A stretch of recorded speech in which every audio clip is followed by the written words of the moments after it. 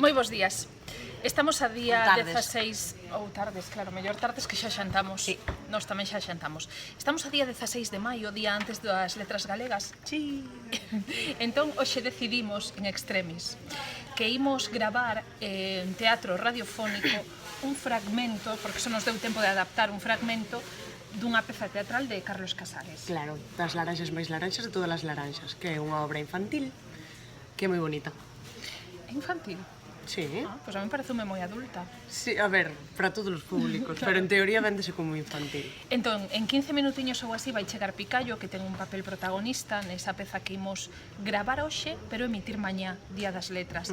Entón, mentres non chega Picallo, o que imos facer é ides ver un cachiño é unha italiana. E Alba, que traballa en teatro, vai explicar que é isto. Bueno, non traballo, é un hobby, pero... Unha italiana é cando os actores practican o texto, dándose o texto mutuamente, pero sen escenificar. Entonces, É dicir, como imos facer na radio. Sí, basicamente. Pero bueno, na radio podes Dramatizamos un máis. pouco máis e tal, non? Bueno, ali temos a Alex, Que ten un é papel outro- estelar na peza. Así que imos reunirnos agora para facer unha italiana, así vedes como Está transcorre. investigando como se din algunhas palabras que tiñamos dúbidas. Bueno, pois agora veredes un cachiño dos preparativos. Sorprendido corre en dirección á casa. Anxa! Anxa! Ai, Elías, pásache algo? Non, prenda, é que saíron laranxas no limoeiro. Laranxas no limoeiro? Eu só digo iso, que non sería tan outro mundo que o limoeiro dese laranxas. Cada que ven xente. Efectivamente, achegábase un veciño e viña armado con unha escopeta. Ouvinos tiros por aquí. Quen disparou por aquí? Quen? Non foron tiros, foi unha laranxa que me estourou nos fociños. Vaya torumelos. Como te chamou o señor? O señor chamoulles torumelos. Son laranxas. Se te lavases. O de torumelos é un dicir, pero laranxas, o que se di propiamente laranxas, tampouco son. Entón que son? Poñamos que non sei, pero podemos abrir unha. Entón é certo que estouran. Xa te dixen que me estourou unha nos fociños. Bueno, que remata. Deixando un cliffhanger.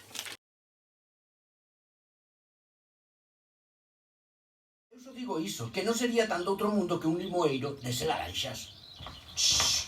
Cala, que ven xente. Efectivamente, achegábase un veciño e viña armado cunha escopeta. Ouvíronse tiros por aquí. Quen disparou por aquí? Quen? Non foron tiros. Foi unha laranxa que me estourou nos fociños. Vaya torumelos.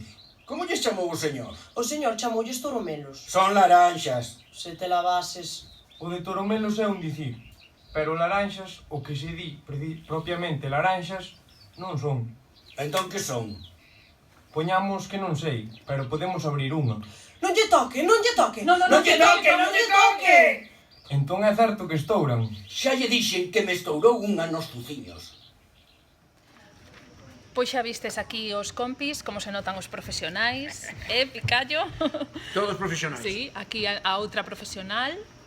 E bueno, o amateur Alex. Alex, Xa pasou a oficina. ven aquí. Xa pasou de aficionado Unhas palabras. a profesional. Unhas palabras. Fixen o que puiden. Fixo xenial. Entón, isto é de lo escoitar mañá. Hai que despeinar estou, espera.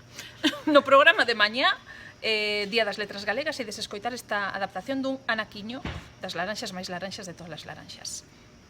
Ata logo. Ouvinos tiros por aquí. Quen disparou por aquí? Quen?